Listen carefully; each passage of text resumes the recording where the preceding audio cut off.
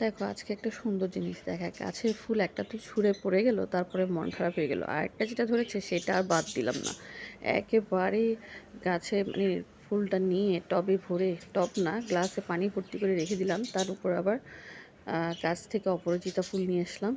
মানে হলুদের ভিতর নীল এত সুন্দর লাগছিল, চারপাশে অপরাজিতা ফুলগুলো একদম বিলিয়ে দিয়েছিলাম। সবগুলোই কিন্তু গাছের, এত সুন্দর লাগছিল দেখতে।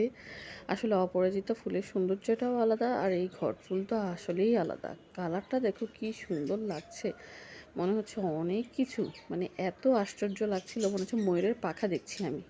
একদম ময়ূরের পাখার যেরকম করে থাকে মুখটা, ঠিক সেরকম।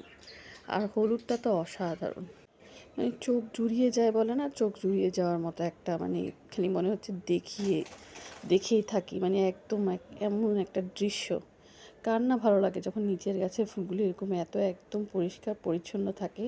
আর হলুদ ফুলটা তো আসলেই অসাধারণ, মানে এরকম সাজাতে কার কার সুন্দর লাগে, মানে আমার